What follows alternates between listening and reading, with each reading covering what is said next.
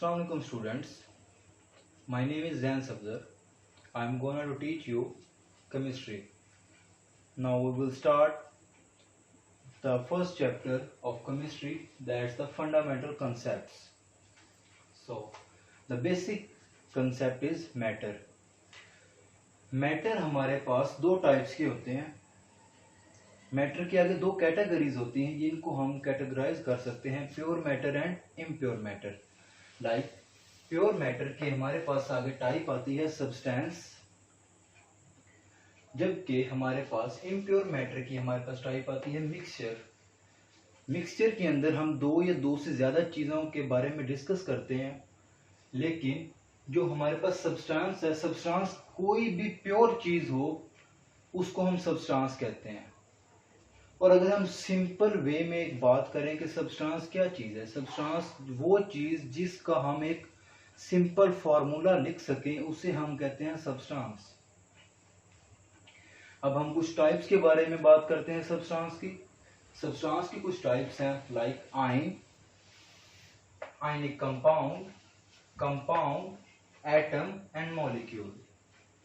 ये हमारे पास 5 टाइप्स हैं. मतलब अगर हम आयन की बात करें तो मेन हम सब्सटेंस की बात कर रहे हैं. अगर हम आयनिक कंपाउंड की बात करें हम सब्सटेंस की बात कर रहे हैं. अगर हम कंपाउंड की बात करें मेन हम सब्सटेंस की बात कर रहे हैं. अगर हम एटम की बात करें तो हम सब्सटेंस की बात कर रहे हैं. और अगर हम लास्ट पे हम मॉलिक्यूल की बात करें तो फिर हम सब्सटेंस की बात कर रहे हैं. ऐसे ही हमारे पास इम्प्योर मैटर की आगे टाइप आती है कि एग्जांपल आती है मिक्सचर. मिक्सचर दो टाइप्स के हो सकते हैं, homogeneous mixture and the heterogeneous mixture. Homogeneous mixture हमारे पास होता है जिसको हम कहते हैं सॉल्यूशन. मतलब एक ही टाइप के सॉल्वेंट्स यूज हों तो उसको हम कहेंगे सॉल्यूशन. सॉल्यूशन में हमारे पास particle size less than 1 nanometre होता है. तो उस कंपाउंड को, उस पार्टिकल को, उस चीज को हम सॉल्यूशन कह देंगे, उस मिक्सचर को हम सॉल्यूशन कह देंगे. लेकिन अगर हम दूसरी टाइप की बात करें जिसे हम कहते हैं हेट्रोजीनियस मिक्सचर, हेट्रोजीनियस मिक्सचर की आगे फिर दो टाइप्स हैं like colloid and suspension. Colloid की बात करें तो उसके अंदर पार्टिकल साइज 1 से 100 नैनोमीटर के दरमियान में मौजूद होता है. मतलब पार्टिकल साइज ना इतना बड़ा होता है ना इतना छोटा होता है. और उसकी हमारे पास एग्जांपल्स आती हैं मिल्क, बटर एंड और ब्लड विच इज और circulatory system, circulatory fluid.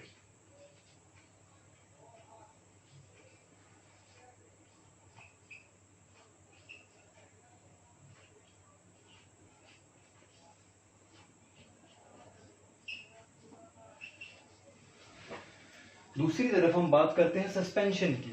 Suspension के अंदर हमारे पास पार्टिकल साइज 100 नैनोमीटर से भी ज्यादा हो जाता है. मतलब बहुत ही ज्यादा पार्टिकल, हमें बहुत ही लार्ज साइज के पार्टिकल हमें नजर आने स्टार्ट हो जाते हैं. तो उस मिक्सचर को हम सस्पेंशन कहेंगे. उसकी एग्जांपल्स आ जाती हैं हमारे पास MgOH2 means milk of magnesia and the sand in water. मतलब अगर हम मिल्क ऑफ मैग्नीशिया की बात करें तो हम सस्पेंशन की बात कर रहे होंगे. इंडीड हम बात कर रहे हैं मिक्सचर की. और हमारे पास मिक्सचर की एग्जांपल्स कुछ और भी हैं लाइक गैसोलीन. गैसोलीन जो कि हमारे पास मिक्सचर है हाइड्रोकार्बन्स का. और दूसरी एग्जांपल है हमारे पास आयोडाइज्ड साल्ट जो. और उसके बाद अगर हम एक MCQ देखें, which one is not substance. Carbon, मैंने आपको पहले एक ट्रिक बताया कि वो चीज जिसका हम एक छोटा सा, एक सिंपल सा एक फॉर्मूला लिख सकें उसको हम सब्सटेंस कहते हैं. अगर हम इसमें बात करें, हम कार्बन को लिख सकते हैं एज अ C. ग्लूकोज का फार्मूला होता है C6H12O6, जबकि NaCl हमारे पास टेबल सॉल्ट है.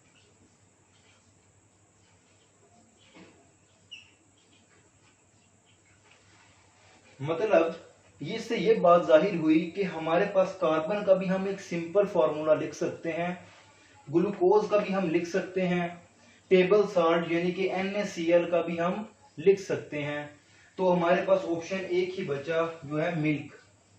मिल्क का हम एक सिंपल फार्मूला कोई भी नहीं लिख सकते।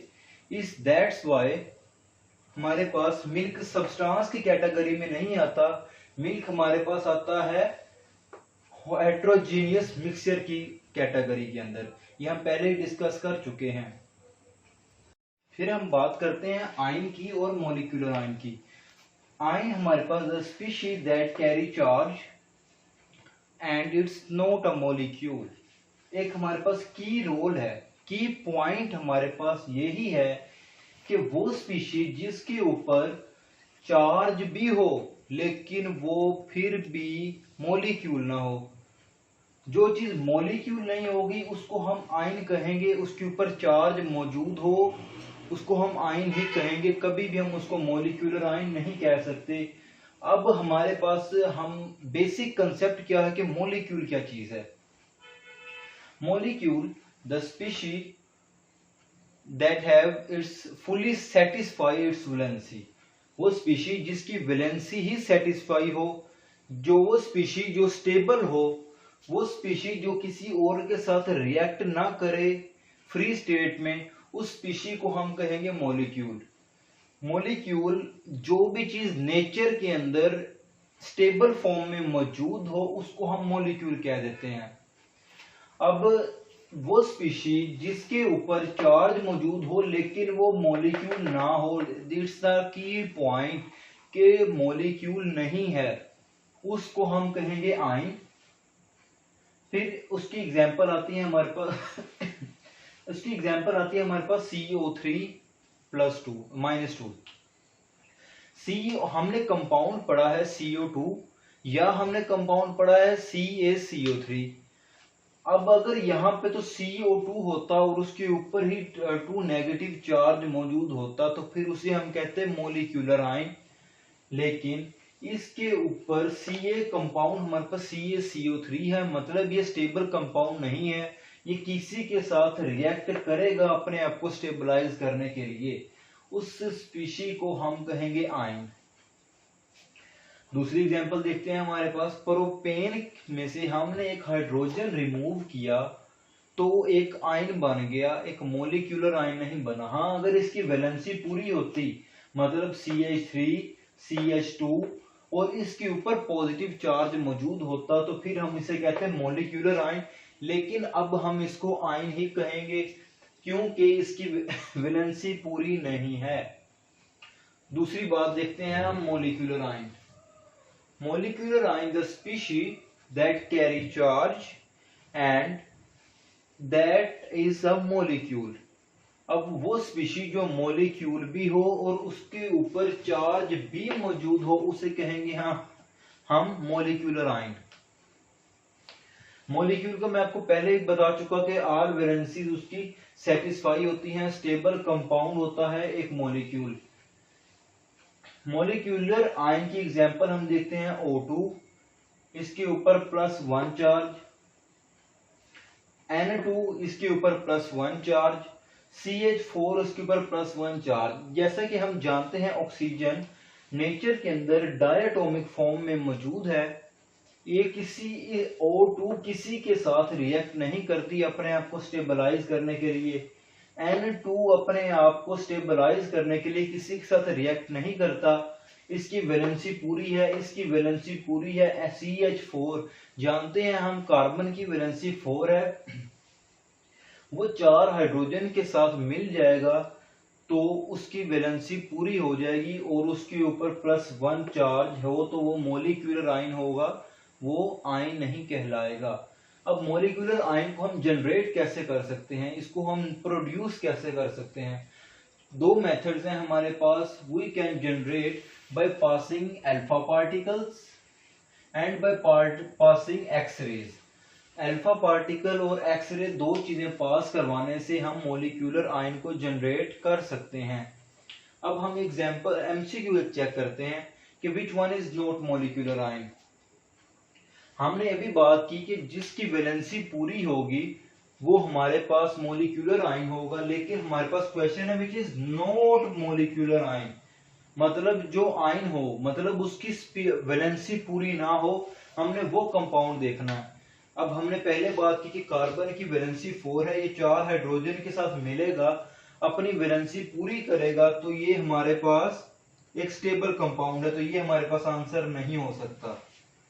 उसके बाद हम बात करते हैं N2 की। N2 nature